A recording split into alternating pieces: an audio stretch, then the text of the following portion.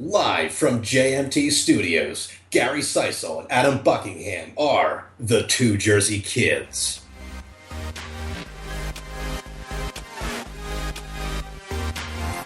Hello, all you listeners out there. This is episode 8 of Two Jersey Kids.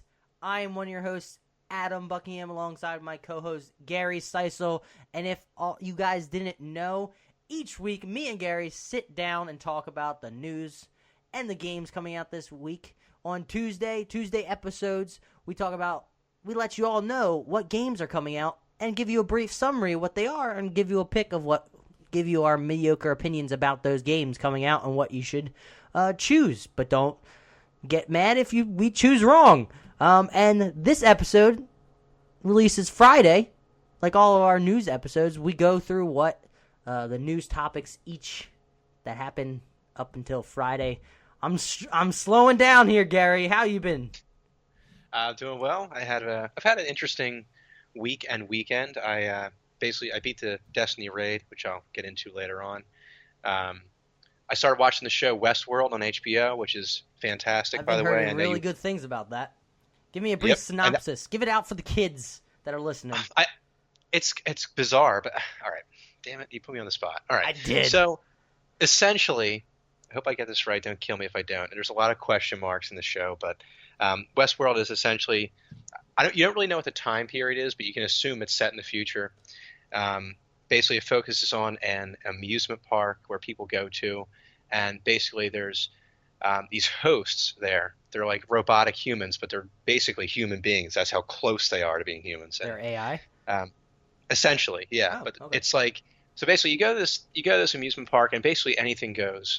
You can do whatever you want to the host. You can kill them. You can rape them. It's kind of messed up. Oh, Jesus.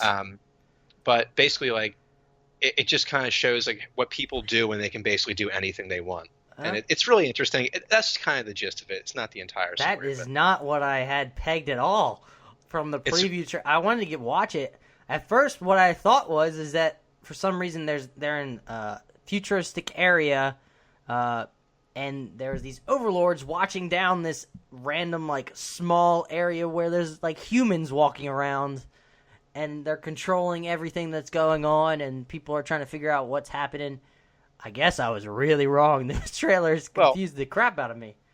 Keep in mind that what I've said so far is true, but at the same time, there's still a lot of questions that need to be answered too. So they didn't give you all the answers by episode 2? What kind of fucking show is this? No, sir. But what else you've been up to? There's something I know that's you're dying to mention. Star Wars Rogue One trailer. The reveal trailer came out today. Isn't it the second one? Fascinating. I'm not sure if it's the second one. There's been a few, but yeah, I started to lose track know your of facts, trailers. Damn it! But the trailer was amazing. You got a glimpse of Darth Vader, obviously, and also Ben Mendelsohn. I was telling you about him before I even got into this, but I really enjoy his work, and he's going to be great as the Imperial officer. I think what was he in before? In Bloodline? He was in Bloodline. It's a show on Netflix. He basically played the villain in that show too, to some degree. But he's a tremendous actor, and I think he's going to do a great job. What is this Netflix you're talking about? It's this new thing. Oh, it's new? new? It just came out. Yeah. Came out. Do you have to? What do you do? Do you watch shows on it? Is it super expensive? Do you listen to audiobooks on it on the go? No, you type up reports on it. You do school projects and stuff. Oh shit! It's like Elms. It's like Blackboard. It's like Microsoft Office. Oh wow, man! Microsoft better watch out. Anyway, what have I been up to? Thanks for asking. I know you already did, but I'm now getting to the question. I've been playing Mafia 3. I'll be talking about that later. You can listen to all the topics, and then we'll get into it. That's how we string you along, folks. Deal with it. We're maniacal. I've also been playing Darkest Dungeon. I finished Luke Cage over the weekend, which was sick. Love that show. Really good. It's on the Netflix. They randomly show shows on, apparently, the Microsoft Office competitor. But, where was I going? Damn it, Gary. But yeah, Luke Cage, Darkest Dungeon. Oh, I tried I tried some Paragon because the AJ Picard from the founder of Gaming U app suggested me playing it, so I checked it out. It's pretty good. It's like a 3D MOBA. It's kind of like Spite, just on PS4, so it's pretty decent. Maybe I'll continue playing it. I don't know. I still need to crack through Darkest Dungeon. Man, that's always difficult when you have things going on in your life. How do you find time for video games? Like I have a job now, and I try to go to the gym and be healthy so I'm not just rotting away. See, that's the thing. You can't do either of those things. Yeah. You just gotta end everything you do in life, and then just don't get any money from the job so I can actually buy video games to play. No, just steal them all. That's what I should do. Well, that's what I've been doing this week. So, shall we get into the topics, Gary? What do you think? I think we shall. Like I mentioned before, every Friday, Two Jersey Kids releases the episode where we go over the news in the video game industry. Enjoy! First episode. No, we're on episode 8, silly. Over at Engadget Gamer, Cuphead and its deal with the devil pushed into 2017. Timothy J. Sapala writes over at Engadget.com. Chalk up another high-profile indie game being delayed. This time it's Cuphead, the platformer styled after 1930s animation. The Steam and Xbox game was scheduled for a 2016 release, but that simply isn't feasible anymore, according to developer studio MDHR. Quote, "We wanted to finish our game 80 years after 1936, but it will now be 81." A blog post reads, "Throughout this year, we discussed reducing the scope to make a 2016 release, but we made the difficult decision to delay launch in order to ship with a vision intact," end quote. Now the team is targeting a mid-2017 release window. This isn't the first time Cuphead has been delayed either. When the hand-drawn game made its public debut back in January 2014, the developers were eyeing a, quote, late 2014, end quote, street date for the PC version. But at E3 that year, the game was part of the Xbox presentation along with a delay to 2015. And the article continues, but that's the main gist of it. What do you think about these games being delayed, Gary? I'm sure you're enjoying it. First of all, I want to say that I thought I never really heard of this game until today, actually. But I looked at the art style, and I find that actually fascinating, very unique. Yeah, but it's very beautiful looking game. But these games being delayed, it's kind of depressing. I mean, I think I've said this before, but I mean, it seems like a lot of games are, at least on PS4 anyway, are just being delayed left and right. Like, you never have a game actually to release on time. Maybe they're just not properly managing the time or spreading out the time enough, or they're just accidentally saying they want to get it released at a certain time, then realize they want to include more, and they keep adding and adding and not really realizing the scale back. From what I'm hearing, from when it originally came out or displayed on E3, I guess back 2014. Is that what I said? But at E3, they were saying that it was essentially just like a boss battling game, where each stage you would go and battle like a different type of boss and try to figure out the proper way to beat them. However, now it's been shown again where there's some platforming elements to it up to the boss. However, a lot of news media were saying that the platforming felt a bit off, didn't feel right, so maybe that's why they're going back and tweaking it to try to make it the best possible. But there was a quote at the end of the article, which it's always brought up. Let me bring it up. I accidentally closed it. But I feel like it's definitely worth noting. It says in the article, "Remember what Nintendo mastermind Shigeru Miyamoto said, the quote, a delayed game is eventually good, but a rushed game is forever bad." So, now see, I actually disagree with that quote. You disagree? In some with ways, Miyamoto. Wow. Well, in some ways. Tweet Gary at RealScavenger18 to yell at him. Let me explain. So, as you know, KOTOR, Knights of the Republic 2 was rushed, and a lot of the content was cut out. The game was mediocre at best when it came out. However, thanks to the modding community... You say mediocre at best? Didn't you say you like that more than KOTOR? I do, but... So you're saying the game, they're mediocre? No, what I'm saying is that when the game first came out, with all the cut content, it hurt the game substantially. And But it's not Mewtwo. Thanks. All right. It was above mediocre. So, anyway, thanks to the modding community, the game was restored to its full version. Now, obviously, that's not necessarily possible with console games or whatever. But I'm just saying, not forever bad. But it's mostly true. But I mean, it makes sense if you rush it to be produced. I understand. Kind of like what I feel like what happened with Mafia 3. They didn't get to implement all their ideas, and shit happened. I'll save it for later, though. But moving on, Pokemon Go content update released. I know Gary is super excited about it. He's so excited that his eyes are going counterclockwise as he's rolling them at me. Niantic? I feel like that's wrong. I thought it was Niantic, but whatever. Has announced Pokemon Go has been updated to version 0.41.2 for Android and 1.11.2 for iOS, and revealed what changed in the patch. There it is. That's how you read words, Adam. The catch bonus for catching more Pokemon of a specific type is now live, and players can now bring 6 Pokemon to battle at friendly gyms. Plus, the CP of Pokemon you're battling can be temporarily lowered for your training. Egg and incubator screens will now update periodically on their own without you having to close and reopen the screen. In addition, the animation time for Pokemon evolution has been decreased. Finally, a number of audio and minor issues have been fixed. It was recently estimated that Pokemon Go players in the United States took 100 billion steps in 3 months. The number of game downloads has decreased since launch, but Pokemon Go is still making 2 million per day. It's insane.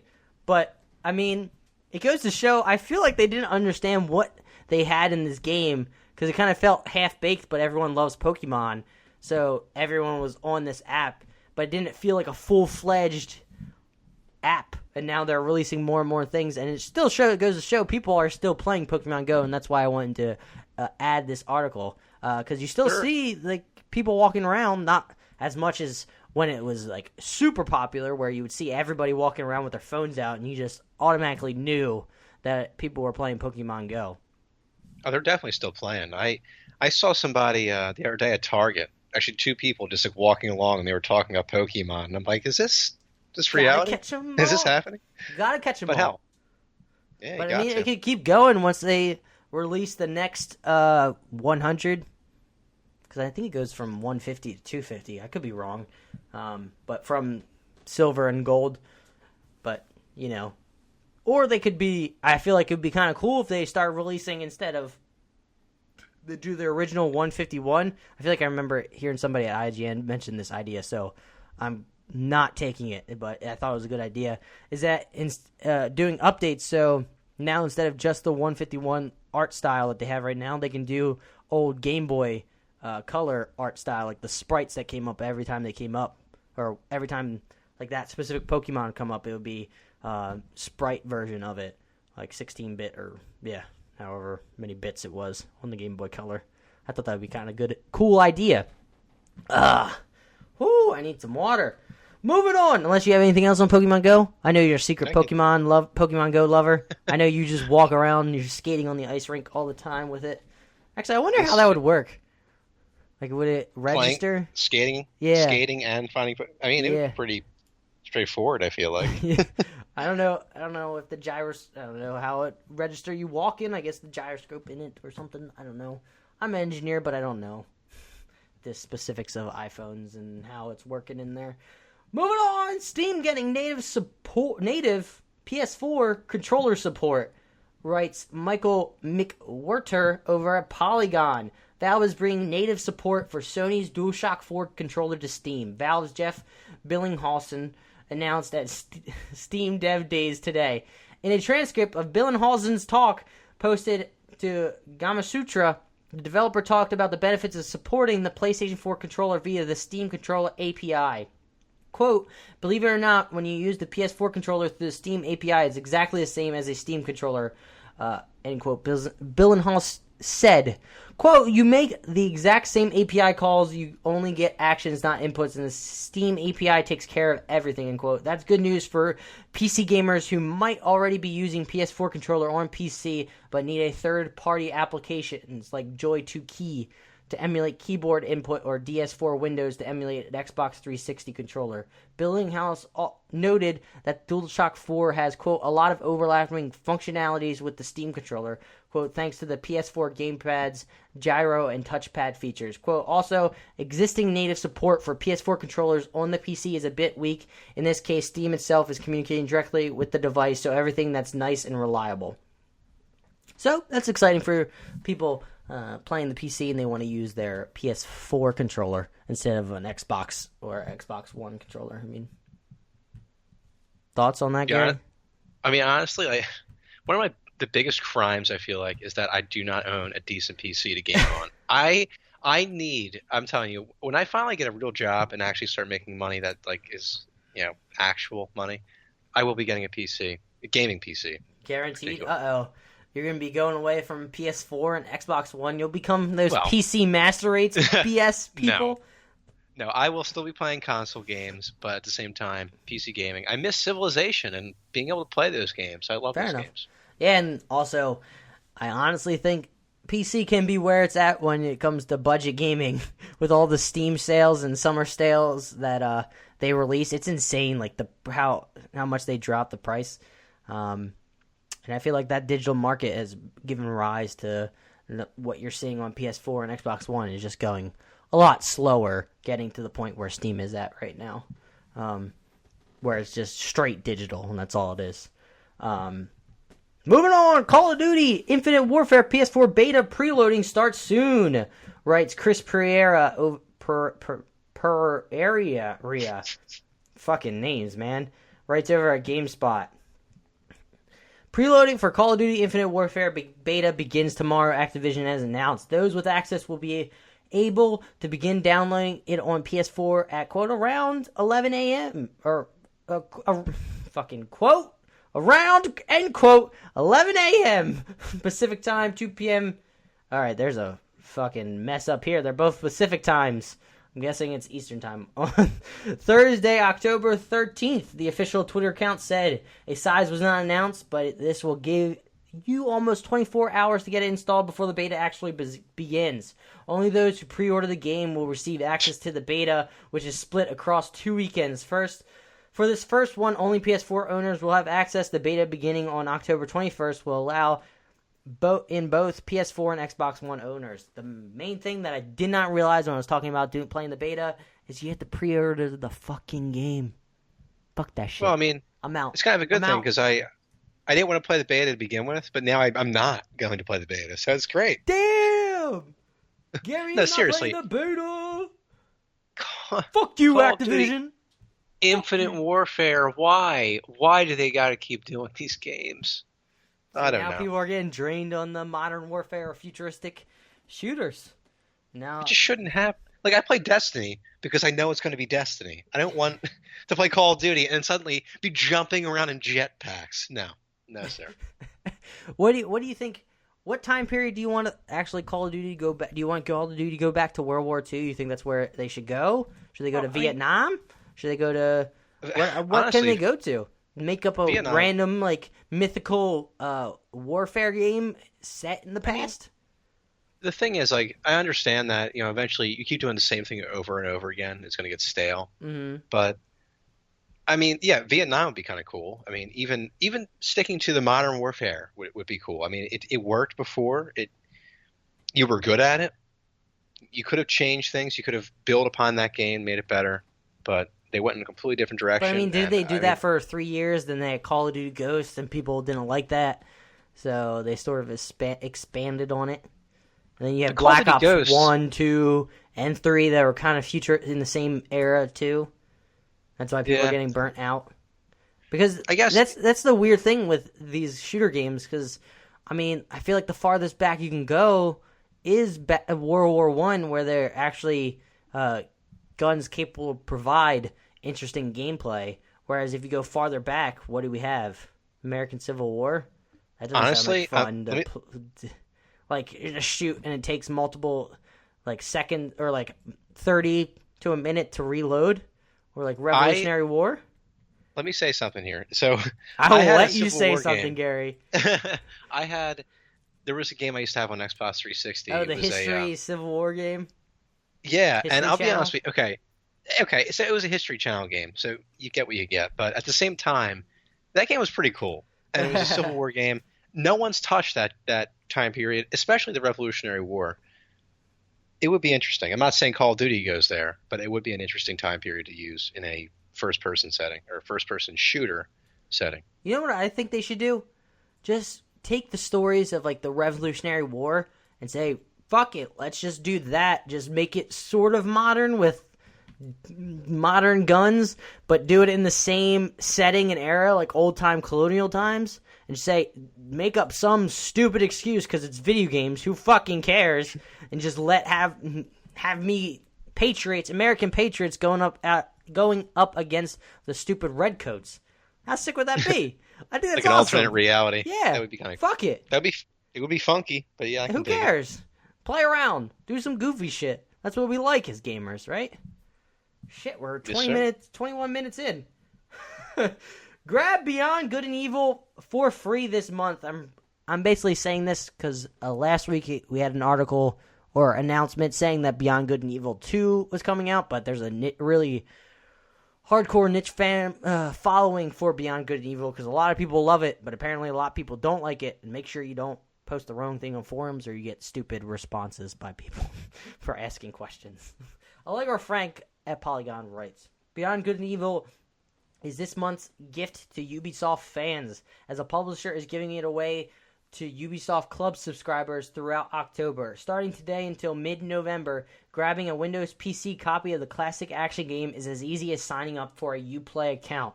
Fucking Uplay. I hate how they shove that shit down your throat whenever you play in a Ubisoft game. But I digress. Ubisoft timed the giveaway with a plum, considering... I don't know what that word means. Considering the game's recent heightened profile, a week of teases from director Michael Ansel gave away to Ubisoft's official confirmation that Beyond Good and Evil 2 is in development at Montpellier Outpost. Woo! Any thoughts on them giving a game away for free, even though I think it's only like actually $10? I mean, you know, it's it's good free for fans, obviously. Yeah, free is good. Now we're getting into some interesting shit, Gary. Now we're about to get in the shit. Take it away. Heather Alexandra at Kotaku writes, Enraged EVE Online player offers $75,000 bounty on enemy corporation. Oh, this is going to be interesting. EVE Online can get pretty intense, from the battles that cost $300,000 in damages to histories so complex that a book was written about them. The long-running MMO can get very serious. Now, a personal disagreement has led to a hefty bounty. In a Reddit post, user Holder2K has offered $75,000 for the eviction of Hard Knocks Inc. from their home star system lovingly called Rage. Alliances and corporations can claim sovereignty over space in EVE, and that claim can be removed by attacking a command node. The money will be paid through PayPal and split between the number of participants in the operation if it is successful. The source of the conflict seems to arise from a series of chat logs between the member of Hard Knocks named, quote, Noobman, end quote, and another player named, quote, He Who Shall Not Be Named, end quote. The latter was banned from Hard Knocks' public channel and gave Newman his contact information so they could sort the matter out, later alleging that his phone call was distributed to other Hard Knocks members who then called to harass him.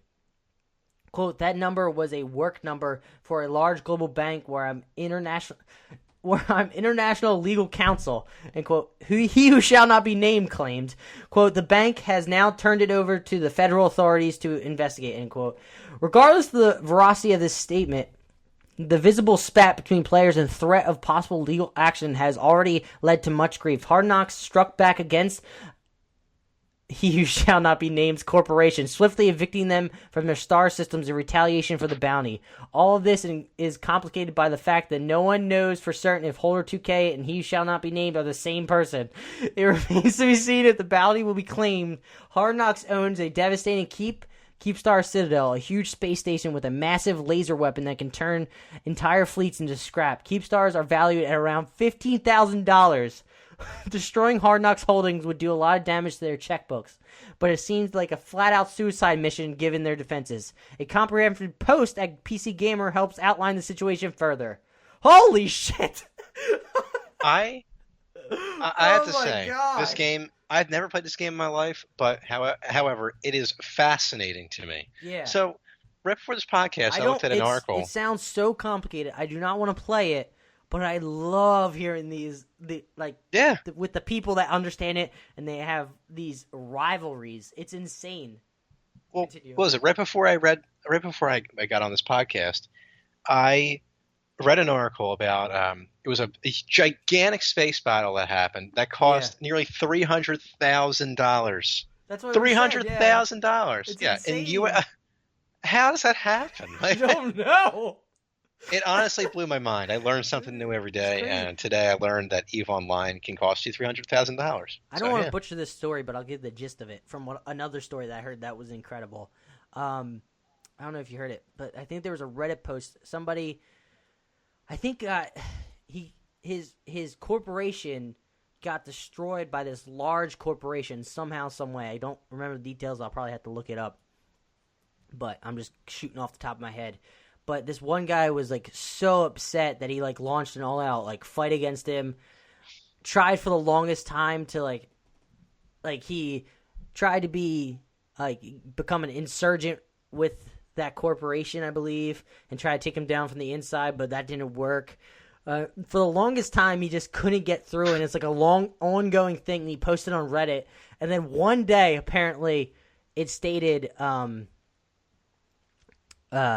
go to this one system in Eve, the galaxy of Eve, and it was from another Reddit user that just stated just go there because I really enjoyed what you're saying or what you your story, so just go there.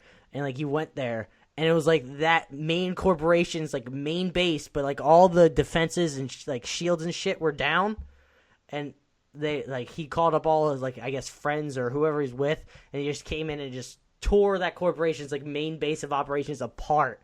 It was insane. It's just nuts. I had to actually get the article and just send it to you. I'm sure I'm butchering it, but that's the main gist that I remember. So sorry. You can tweet it at 2JerseyKids to let me know if I'm wrong, which I probably am, or give me the link to the Reddit post. Oh, another Eve story. Charlie Hall over at Polygon writes, with a stroke of the pen, developer CCP has changed the world of EVE Online forever. Proposed changes to the game's license agreement will make gambling illegal, and proactive bans have already banished those in charge of one of the game's largest and most influential in-fiction casinos. The fact that this fucking game has in-fiction casinos is insane. In August, CCP announced that EVE Online would be going free-to-play. That will require, among other things, a change to the game's end-user license agreement, or EULA.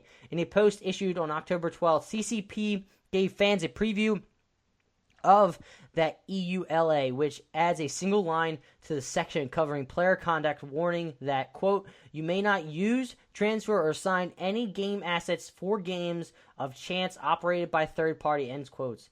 When that EULA takes effect on November 8th, gambling in EVE will immediately become illegal, and it could potentially result in permanent ban of players' accounts. For a game as time-consuming as EVE, it's a virtual death sentence. What's important about this news is that even as the growth of gambling in EVE has mirrored the growth of gambling in games like CSGO, or Counter-Strike Go, it's had much more far-reaching in-game effects. Earlier this year, the gambling consortium I Want ISK which operates both inside and outside the virtual world of EVE, funded a massive effort to unseat the most powerful player-led faction in the game. The conflict became known as World War B and effectively rolled back the sphere of influence long held by the Imperium, run by the infamous Alex the Mitani Giantorco. What the fuck? When we talked to Giantorco in June, he had strong words for IWI and CCP alike. He went so far as to claim that since some percentage of CCP's customer base were minors, the Icelandic company was facilitating gambling by children who would otherwise never be allowed to sit at craps tables in Las Vegas. But he went further, saying that allowing gambling very nearly broke the balance of the game. Wow. That's kind of a lot to wrap my head around. Yeah. But I think my favorite part of that entire article was the guy that tried to lead basically some sort of offensive against the most powerful player in the game. I mean, I almost want to start playing this game just because of how insane it sounds. No, apparently this gambling consortium, like I was saying, funded a massive effort to unseat the powerful player-led faction in the game. That's a legit... That's what? That's a thing? That's a thing? What? It's amazing. The life we live in. I don't even know where to start with EVE. Like, even if I wanted to give it a try, since it's free to play now, where do I even start? I think we're shit out of luck, like, to be honest. How do you even... How? Oh, I guess I have to move on. Whew. Man. You gave me a good laugh, and... Jesus. Whew. Alright. If you want to know, September's top downloads have been released on the PlayStation blog by Justin Masongill. I don't fucking know. PS4 games. I'm just going to read the PS4 ones. I mean, there's PS3, PS downloads, but I'm just going to go PS4. Number 1. You want to guess what the number 1 is? I'm sure you probably read it, actually. If you Top didn't, downloads? yeah. For PS4. I actually have read it, but I can't remember at this moment, so continue. So, start, or should I go bottom up? What do you think? Should I build up the suspense? Sure, why not? Alright, number 20. Don't Starve Together Console Edition. 19. Grand Theft Auto 5. That fucking game still charts. It's insane. Resident Evil 5. Batman Arkham Knight. 7 Days to Die. Mortal Kombat XL 15. 14. Resident Evil 4. 13. Tom Clancy's Rainbow Six Siege. 12. Don't Starve Console Edition. Then 11th. Bioshock the Collection. 10. Minecraft. 9. Overwatch. 8. Rocket League. 7. Destiny. 6. Battlefield Hardline. I guess there was a sale. Same with The Last of Us Remasters, number 5. And the top 4 are sports games. You want to rank them? Sure. No. You guess. What is your guess? Top 4. I'm actually looking at the chart right now, so Fuck it's not really you. a guess anymore. 4. Damn it, Gary. You fucking ruined the fun of the podcast. Get out. I'll finish it. I'll finish the whole podcast. Get out. Leave. Number 4, NHL 17. 3, NF Madden 17. 2, FIFA 17. And shocker, NBA 2K 17. That game always sells. But it's I wonder, any significance of the fact that there's 4 sports games up the top? Probably not. Maybe because there's not many big games coming out. Well, I also feel like a lot that of came them, out in September. I think the reason why you're seeing some of those numbers, too, is the fact that a lot of those games have recently released. Like, yeah. Obviously, the sports games have released recently, and even Destiny has had a DLC that released, I guess, not even a month ago now. So, I mean, I feel like those numbers are kind of inflated. Well, yeah, but bit. when there's a lot of games being released that week, which sort of shows what's being... They were released that year, so it shows what's the most popular that people had. So there's some interesting statistics about who likes what. Moving on! Hitman season finale release date announced. Matt Porter writes over to IGN. The season final of Hitman will be released on October 31st and take place in Japan. Or Hokkaido, Japan. The mission is called Situs Invertus and will take place in the grounds of the Gamma Private Hospital and Resort. EO says, quote, this secluded facility is a fusion of Japanese beauty and cutting-edge technology, featuring its own Zen gardens, organic sushi restaurants, and traditional Japanese hot spring, end quote. So, if you're looking forward to the season finale of Hitman, there you go. It's releasing soon. I thought it was kind of ingenious to release Hitman in episodic forms because each you can replay missions constantly to figure out the best or goofiest way to complete them. Did you ever get a chance to check out the gameplay of Hitman? I'm sure you haven't. Unfortunately. Unfortunately, no. Gary never listens to me. He's not a true fan. I'm just letting you down. I'm sorry. Yeah. Well, today is an exciting day. Do you know why, Gary? PlayStation VR is launching. No way! Across the United States and Canada. It's like I just knew it. Yeah, Sean Layden writes over at the PlayStation blog. The wait is over. Gaming on console is finally here. While some lucky gamers already have PlayStation VR through our Taco Bell promotion, the system formally launches in US and Canada today. We've got a great lineup of more than 30 first and third-party games available day one, including PSVR exclusives such as Batman Arkham VR, Rez Infinite, Drive Club VR, PlayStation VR Worlds, Riggs Mechanized Combat League. If you missed out on the pre-order, PSVR core units are available at major retailers. If you aren't sure what to buy, the PSVR comes with a demo unit. So that's exciting. The console version of VR is releasing today. I know one of my friends actually got it, so I'll probably talk to him sometime this week to see how he's liking. What do you have to say, Gary? Yeah, I actually saw a commercial for the VR, I guess a few hours ago. It was interesting because it was a Star Wars Battlefront commercial, but it was virtual reality. So the guy's just sitting in his living room, and all of a sudden the walls peel away, and he's in an X-Wing, and he's fighting in space. Could you ask for a better game to do virtual reality for? I mean, my God, I can't even imagine. Didn't I ask a question about what game would be good in VR back in the day? Back in the day, maybe a few weeks ago. Back in the day, back when we did episode 3. You should check it out. It was probably a good episode. All of these are great. Let me tell you. We're fucking fantastic. Legendary. So this next one is actually an interesting article that I wanted to bring up here because I remember listening to some podcasts bringing it up. A games industry biz had an article by Matthew Handronen, where he goes over a podcast that Amy Hennig did on a podcast Amy Hennig was interviewed on, and talks about the perils of being a video game developer and like the time that they had to go in. Amy Hennig calls AAA development, quote, an arms race that is unwinnable, end quote, where crunch is still a big problem. With a CV that includes Crystal Dynamics, Naughty Dog, and now Electronic Arts, Amy Hennig had worked in AAA console development for more than 20 years, but reaching that cutting edge and staying there demands significant personal sacrifices. Hennig believes the AAA industry has reached a point where, quote, something's got to give, end quote. A long and fascinating interview with Idle Thumbs Designer Notes podcast. So there you go. If you guys want to listen to it, that's the name of it. Idle Thumbs Designer Notes podcast. Hennig described the darker aspects of what has otherwise been a glittering career. Many think of crunch as a declining problem in the industry, but Hennig's recollections are as recent as Uncharted 3 at Naughty Dog, which launched in 2011. Quote, Uncharted 3 was hard.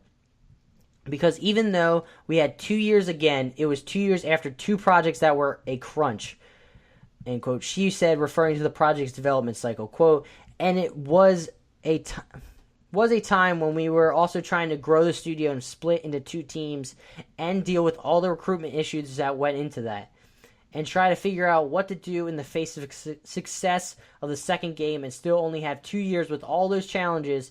It was a tough one, end quote. While not every factor that Hennig mentioned were essential to making Uncharted 3, the need to grow and expand while still meeting a rigid production schedule will be familiar to many AAA console studios.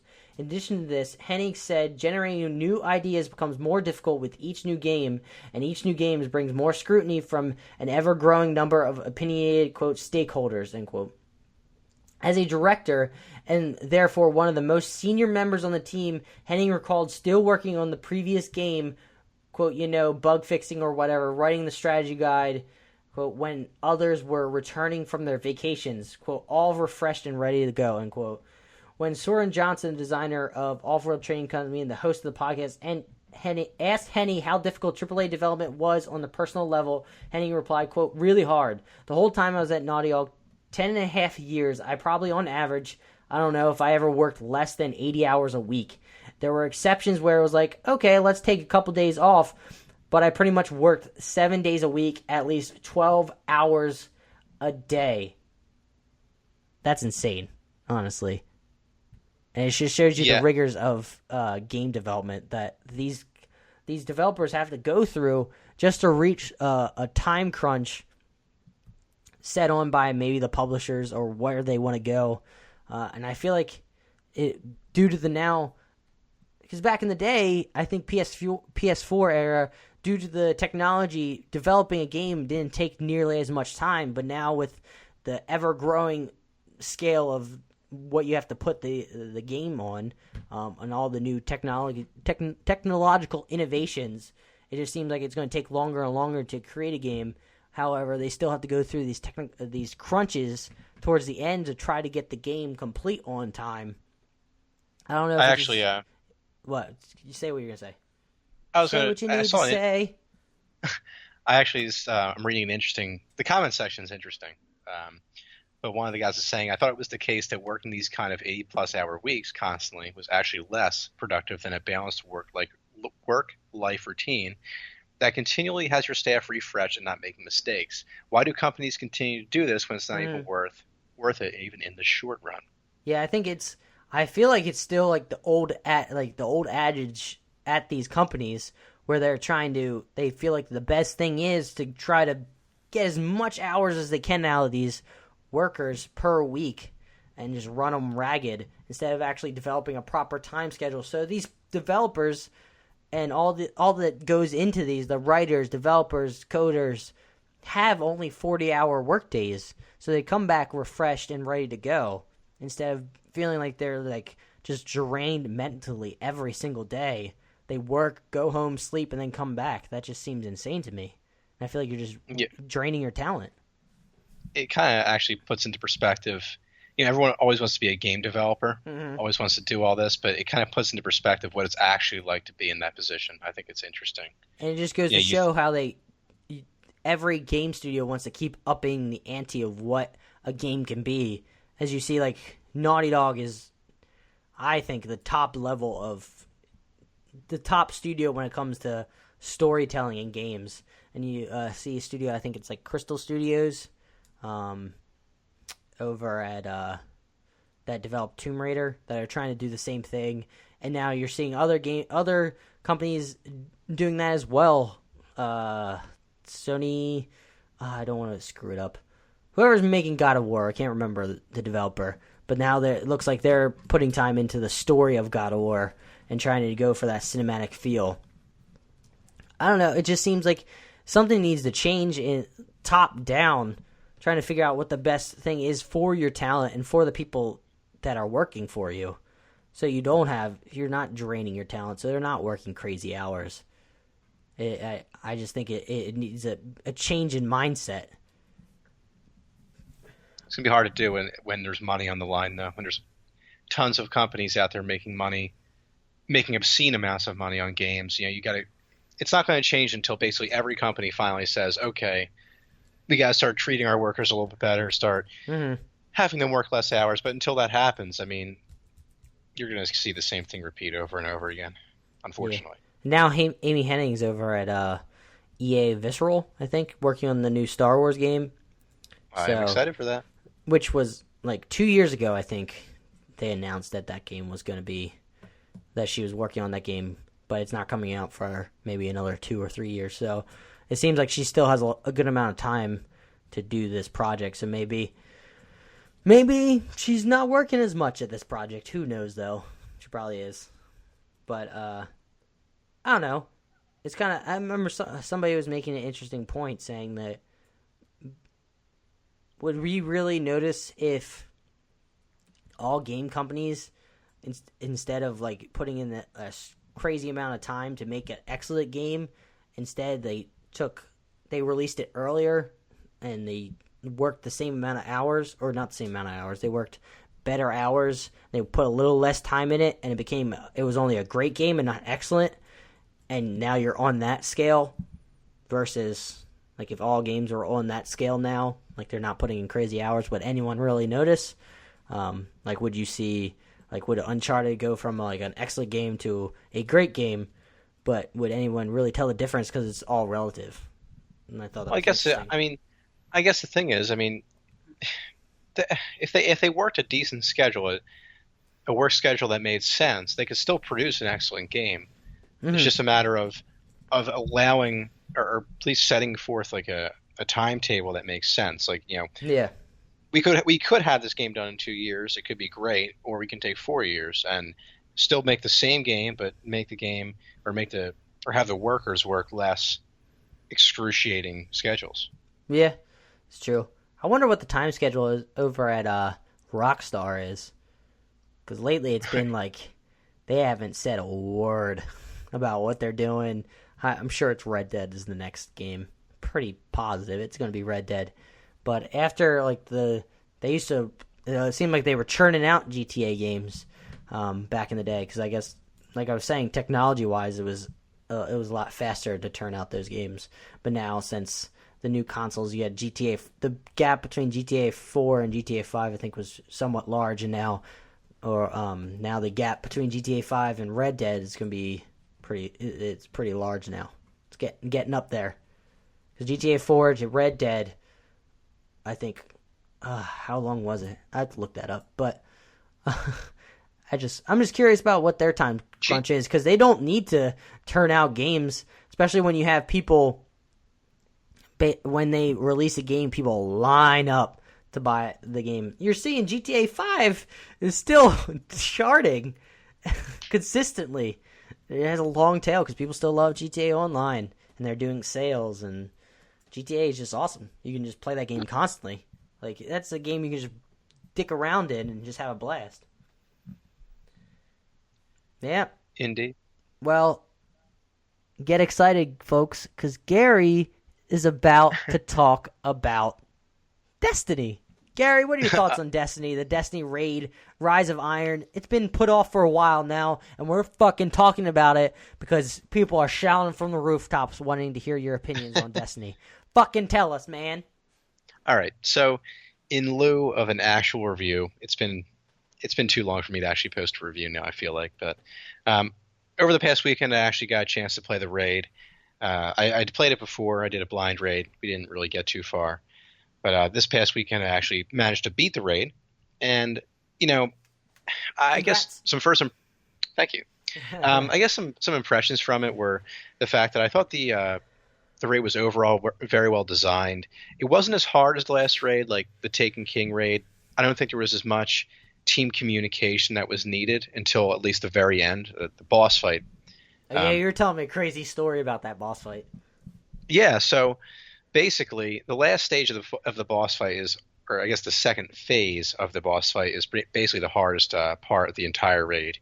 You basically have to be able to communicate with your teammates at all times, know where they're going to be, know where they're supposed to be in the future.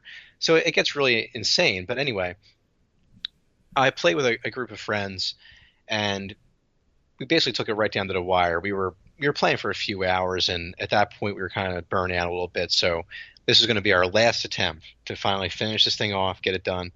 And what do you know?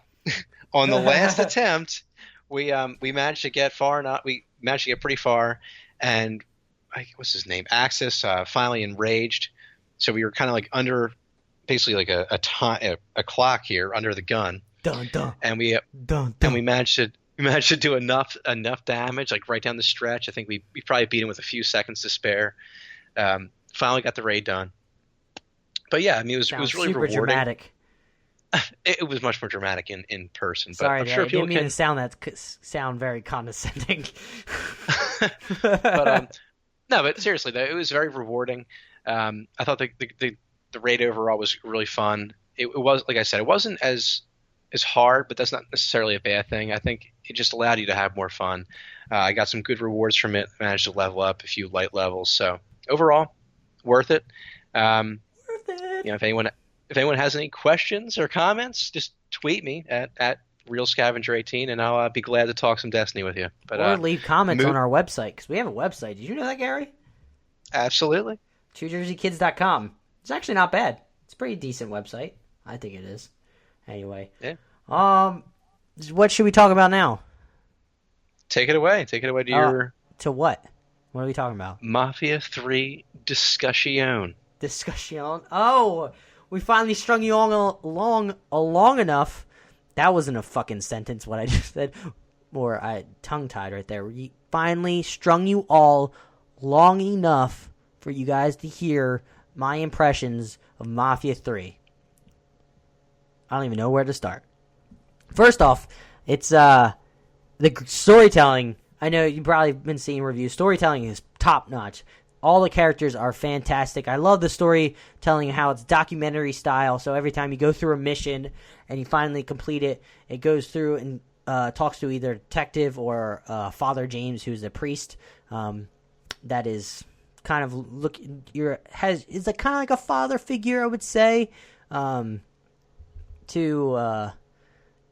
give their impressions of the situation that's going on with as you playing as Lincoln Clay, who, let's be real, if you play the game, Lincoln Clay is a straight-up badass. Like, all the characters are fantastic. I don't know if I want to spoil the story.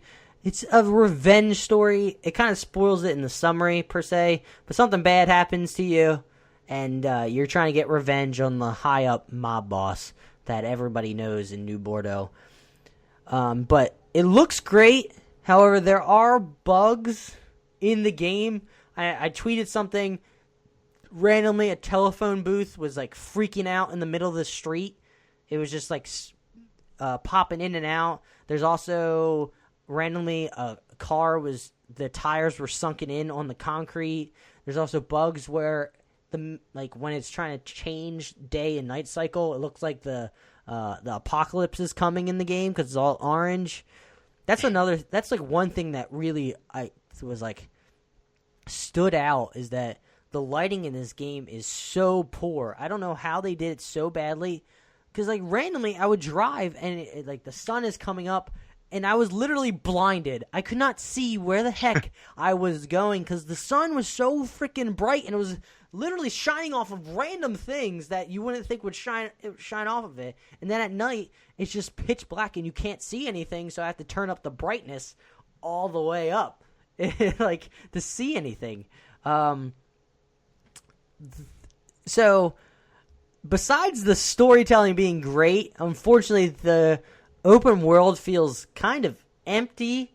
There's not a lot of life to it. The NPCs are kind of generic. They don't feel realistic sometimes. Like, you can drive up to them in a car, and I would say it's a 50-50 toss of whether or not they want to dive out of the way or not. Like, they could just stand there and take it. Not take it, but they would just walk away. I mean, they had really good ideas in this game, but they didn't execute all the way through. The storytelling, again, was great. Another great idea they had is the fact that you could go to specific areas of the city, and due to the fact that Lincoln Clay is black, if you're walking into the wrong store, you are trespassing and it's considered loitering, and they can, I think, call the cops on you because you're in a whites-only bar or store. Or also, fascinating thing is that the cops, if you steal a car in a white neighborhood and somebody calls the cops respond like that. I just snapped if you couldn't hear it. Couldn't heard it. That's not fucking English. Couldn't hear it. But they respond really quickly. But if you steal a car in a black neighborhood, they're like, the dispatcher you can hear says, if you guys want, you guys can check out this supposed car robbery, and they respond really slowly, so you can just get out of there. But, I mean, you don't really need to exit the search, because you can essentially just hide. The cops don't really search that well, and it goes away. Other things. I mean, it just if I may... Oh, yeah, go. I was going to ask you, if you had to rate the game out of 10, what would you give it and why? I'll get there in the end. There's Okay. still other things. There's repetitive missions. At first, I thought the missions were cool, had a good idea to it. However, you do the same thing over and over and over again. It's kind of frustrating. Like, you interrogate somebody for information, then you have to go to a specific area, either take out like an enforcer or somebody, or blow up some shipments or steal some things. That's all you really have to do. It's not that exciting. So if you guys want to know, each section, you take over rackets. You do enough damage to somebody's racket in that section of the city, and once you do enough damage to their income or intake, the racket boss comes down. So then you essentially take him out, or basically recruit him to add more money to your racket when you finally take it over. And then once you take out the 2 rackets that are in the city, the main head lieutenant of the mob boss will come down and you try to take him out, because you're trying to go up, work your way up the system. So go from lieutenants to capos to the main guy. But again, it just seems so repetitive, and the only reason I want to keep going is because I want to keep I want to keep seeing the story, but in between, I am so bored driving back and forth. One of the annoying things I just remembered, there's no actual fast travel, and the map is somewhat large, so you have to go from the top all the way down to the south in the bayou. It's frustrating because then you have to drive all the way back, and there's no fast travel where you can just say, let me drive up there, because I don't feel like just waiting that whole time. The missions, the stealth is pretty good. I mean, the gameplay is fine. It's open world. It feels solid. There's some stealth play, which kind of leaves some things to be desired, because it felt like there was something there, like you could be stealthy. But based on the NPCs design, you could essentially just whistle, and they come to you. You kill them. You whistle. Another one comes to you. You stab them. You whistle again, another one comes. You can literally take out people that way. And the random thing that I found, a little thing that was annoying, is that if you throw a grenade, or you're trying to destroy area with C4 or a grenade, and you place it or blow up or throw the grenade from far away, or place the C4 and then walk away and then blow it up, the guards somehow automatically know where you are, even though you just threw a grenade or you walked away from the C4. They just know exactly where you are, which felt weird. So what I kept saying is, I really wish they kept the storytelling, because this game kind of feels a little half-baked. The storytelling's fantastic, but they didn't put enough effort into the whole other portion of the game, the open world style of it. And what I wanted was I felt like it would have been great if this game was more of a linear style with some, quote, open world portions of it, kind of.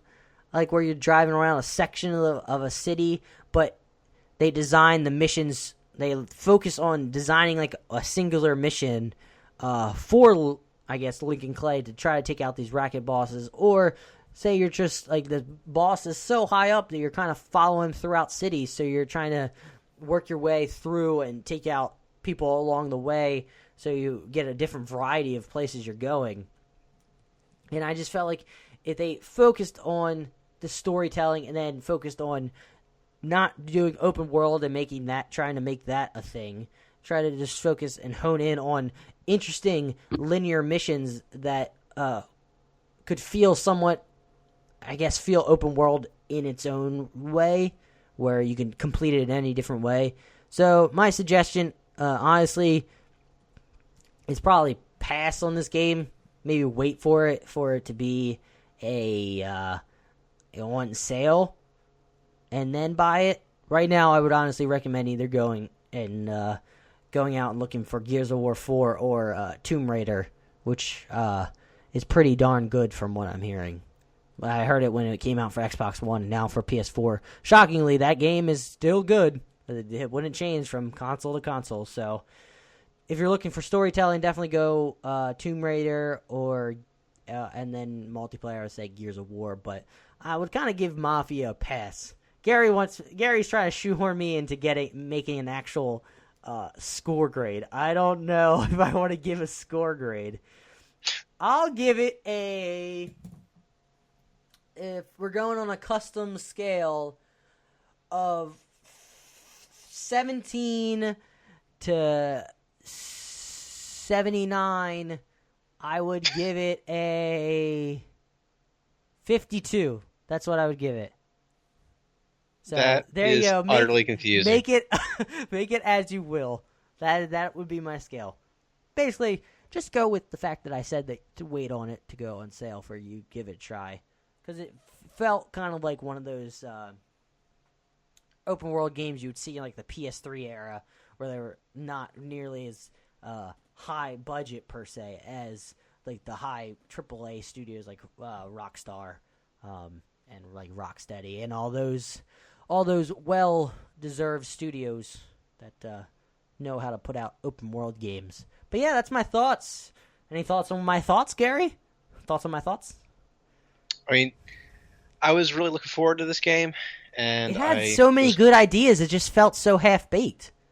Yeah, I really like the time period of the game. That's kind of one of the things that drew me to it. But I mean, I never ended up buying it, and I'm kind of happy I didn't now. But yeah, it really kind of is disappointing. Note to us in the future, not one of us buy the same game unless we really want it. That's the thing. It's really disappointing. Maybe I will buy it eventually. Maybe if they add some things to it. But yeah, for now, I'm out. Yeah, it's a good idea. So that wraps up this week's episode of Two Jersey Kids. The news portion of it. Gary, what are you doing the rest of this week or weekend? Have anything fun planned? Okay, so fun. That leaves out school and work. Fun. So it's probably going to be again. Destiny. I guess until Skyrim Remastered comes out. Yeah, it is going to be Destiny this weekend. I think it's the 21st, October 21st. Shit, that's next week. Yeah, I'm pretty pumped about it. But it's probably going to be some Destiny and NHL. I've been really enjoying the hell out of NHL. That kind of rhymed inadvertently, but it's been a lot of fun. It hasn't been as frustrating as previous iterations of the game. Thank you for the sound effects. But yeah, Destiny, NHL, you know the deal. That's what I'm doing. What are you doing? I did play some NHL, and guess what, Gary? My guy got through another few games without getting injured.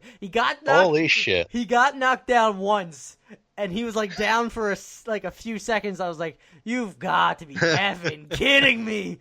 And then he finally got back up. I was like, "Thank goodness! I did not want to sit out another 60 games or however 100 games. Yeah, 100 total, and then 20 in the playoff, or then got knocked out of the rest of the playoffs because I had to rest 90 some days. Fucking stupid. My guy needs to stop getting concussions. Jesus. It was like 3 in a matter of like brain dead. He's gonna be brain dead, dude. By the end of it's insane. It was nuts. My weekend, I am gonna go tomorrow. Well, today I'm actually excited. I'm gonna go to Maryland Madness on UMD campus, where it's like a thing that Maryland students do and alums. It's free, and they introduce the basketball teams. There's a lot of fun things going on. Saturday, I'm going to be rock climbing with my girlfriend, so that should be fun. But not actually rock climbing at a specific area to rock climb, like an indoor portion. So that should be fun. I'm going to be recording a podcast. Don't know what it's called yet with my girlfriend, so that's going to be interesting. It's going to be a travel podcast, so I'm going to see how that goes. And Sunday, football most likely. I'm missing something. There's something on Sunday. I don't know, but I'll figure it out. And also, I'm in this sort of weird rock in the hard place. Like, I want to keep playing Mafia to get to the story portions where it's really good. But I'd hate the in-between parts because it's so boring. And I'm like, do I force through that to get to the story? Or do I play Darkest Dungeons, which I love that game so far. I'm not even that far in it, but I know I love it. Because it just feels up my alley. But I'm just like, what do I do? This is always the difficult thing when it comes to gamers. Choosing a game, especially when you want it. Like this game, trying to get through it's boring. I don't know. Help me, Gary. It sounds to me like you want Mafia 3 to be. I want Mafia 3 to be than it good, is, but it's not. So you should go with Darkest Dungeons. Yeah, but I want to see the story and how it plays out. That's the fucking thing. But if you're it takes bored as hell playing through this. The one thing I've realized, though, it fucks with my... Because it's an open world game, it messes with my OCD-ness. So I want to collect... So I want to stop and collect things. But I think to myself, what's the point of me collecting it? I'm not going to, like, 100% this game. Because I'm not going to platinum this game. Because I don't want to go through and play it a second time. Because I know there has to be a second playthrough. Do with, like, the trophies. You can either kill all the rackets or... recruit them all, which I did the unfortunate thing and accidentally killed one of them, so that's out of the picture already. So, yeah, so I'm definitely not playing it 3 times, so I don't even see the point of me going out and collecting the collectibles. So, but it still F's with me because I'm like, it's right there. I can stop my car and go pick it up, but that adds an extra few minutes, and it's just frustrating. Oh, another thing that's frustrating, every time you try to freaking steal a car, everyone tries to call the cops, and you have to go either run them over, and then another person tries to call the cops, you gotta go run them over. How dare they call the cops on you for stealing a car? Or you have to run over and do some brutal takedown and, like, knock them out. Yeah, all these people are standing around, oh, I gotta call the cops, and like, all these people are dying. None of them run away. They all immediately call the cops, and then die. Yeah, they have to run to a telephone booth due to the time period. I remember one time I was like, you know what? Screw this. I'm not going to try to take a car. I'm just going to shoot somebody out of the car. So I shot him, and another person started calling the cops. So I was like, no. But it was too far away, so I shot them, and then it was like a chain reaction. Then another person, and then another person, and then another person. It's like, damn it, stop trying. Haven't you learned? Like, come on. Everybody, someone just died. Get to the phone booth. Everyone's trying to call the cops. It's frustrating. Jesus. Actually, it led to I posted something in the forums about Mafia, but I saw an interesting thing about how do you think too many people are relying on that like insight vision like you see in Last of Us? Because it's like in Mafia 3 they have it where you can see around corners because they're highlighted due to the intel you have. It's like, are they overusing that in like stealth games and stuff like that? I mean, I know.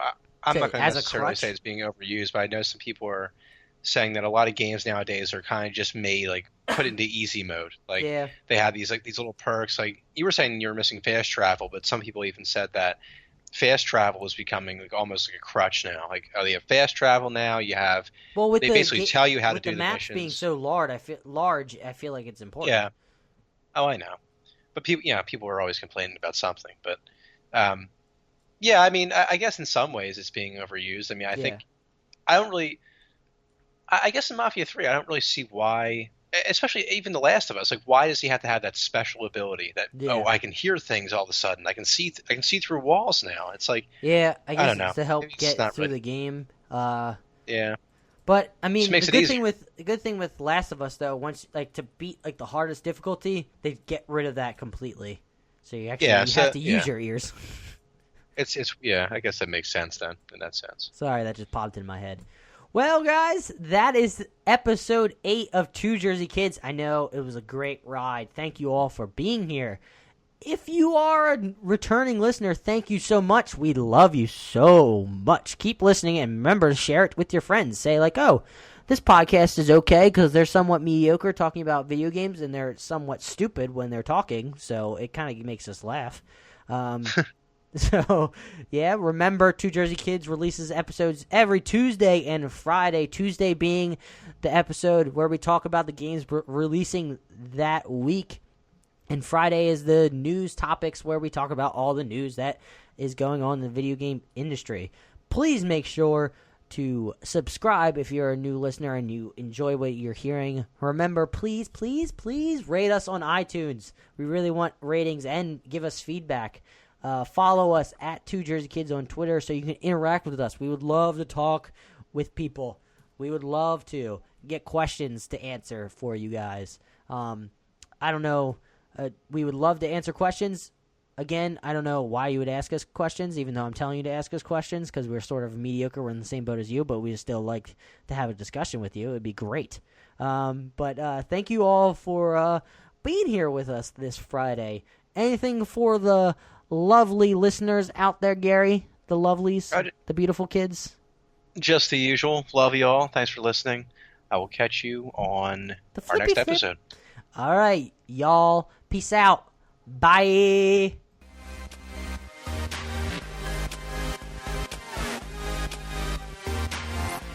Thanks for watching. Gary and Adam have left the building.